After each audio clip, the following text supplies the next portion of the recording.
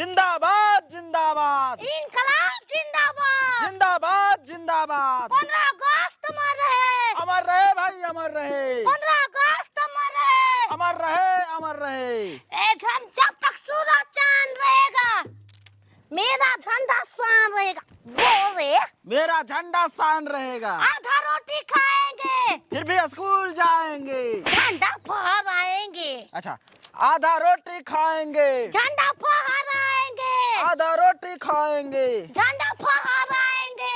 कहो शकुंतला के माई फगुनिया अपन लेके के ना फेंकबू झंडा फहराए लड्डू मिलता यही झंडे में लेके लड्डू आए। के लालच में ना झंडा फहरावल जाला, समझ गेलू?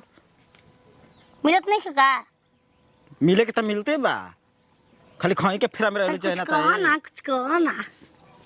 रानी लक्ष्मीबाई अमर रहे। अमर रहे भाई अमर रहे। डॉक्टर भीमराव अम्बेडकर अमर रहे। अमर रहे अमर रहे। सुभाष चंद्र बोस अमर रहे। अमर रहे अमर रहे। इनकलाब जिंदाबाद जिंदाबाद इनकलाब। जिंदाबाद जिंदाबाद। चल चल अब जो कुलकन का जागरूक कर जा सबको ले चल गो स्कूल में।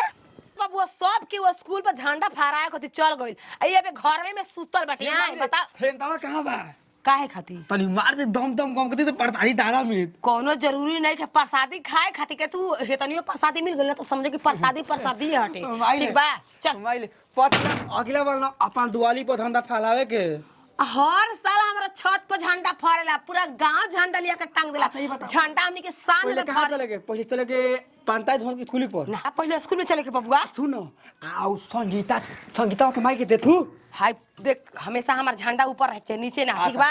आओ संगीता के माई के देखू। संगीता के माई से का मतलब बस सब के चल गइले कहू गांव में केहू बाटे। आय सबे रही से सब के 15 अगस्त अमर रहे 15 अगस्त अमर रहे। तब भी तो नहीं बोल रहे हैं।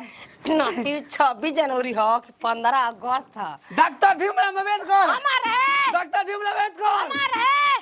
थारा गोतिया दे थुनिया था ना तो तोरा के देख के दौड़ेला सब। कौन 15 अगस्त के दिन कोनो स्पेशल हमनी खातिर पूरा ऑल इंडिया खातिर को त्योहार है। ओकर माई ना 1 रुपया का काम करले नीचे ना झंडा थारी पे रहले। ओसे का मतलब बटे झंडा फहरा जाए बटे जे साड़ी दिखावे जाए बा।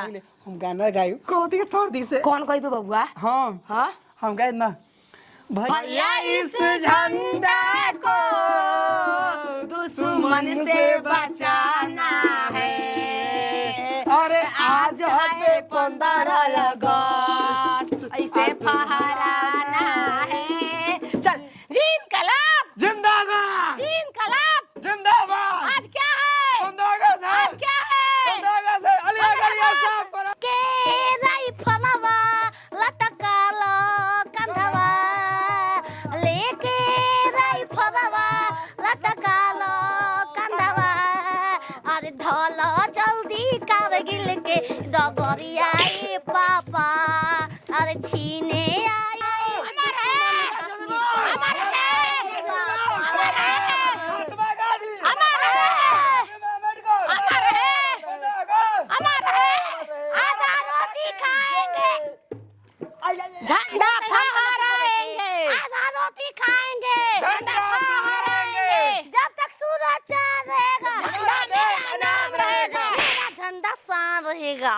भोसरी के बोला बोला बोला जब तक सूरज चांद रहेगा झंडा मेरा नाम रहेगा। है पकाता अरे अरे आज के दिन तारे से बाहर आज के दिन आजाद भइल आदमी तो बने। मेरा झंडा शान रहेगा। 15 अगस्त हमारे स्वतंत्रता दिवस अमर रहे स्वतंत्रता दिवस अमर रहे रानी लक्ष्मीबाई की अमर रहे।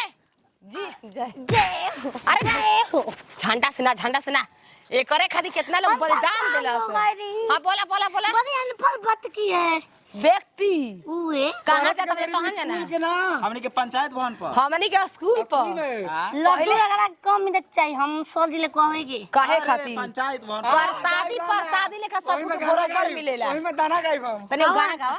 15 अगस्त आइल खुशिया के दिनावा लहर मारेला हमरा देश के तिरंगावा लहर मारेला हमरा देश अपना करेंगे आयो गणतंत्र के लिए दे दिया है जान भी देंगे आए वतन तेरे लिए दिल दिया है जा।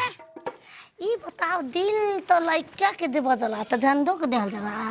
लइकन से बेसी हेकरा पर जान आदमी निछावर कर देलस तब आजादी मिलल बा। चल दे पहले स्कूल एगो सवाल करी बता दो। का बतावा पूछो। झंडे में कितनी तिलियां होती हैं? 21 24 भोसरी पर 21। झंडे में कितने रंग होते हैं? 3 रंग। 4 आई चक्र रंग ना 3 मनाता है उ चक्र। हाँ वो तो है लेकिन है 4 रंग बहुत 3 अच्छा ये बताओ ये क्यों बनाए जाते हैं? ये क्यों है? हमके नहीं के पता। समय से चलो छिना समय से चलो। ये घड़ी में 24 घंटे तो 24 तिलिया। अच्छा भोसरी के याद है। तो गाड़ी काहे तलु आज की रहो। बिचवे में उजरा निचवे के हारा बुझाता कि ना बुझाता कि ना बताओ भेजुआवा आज हम झंडा तोरा नजर में फहराता कि ना।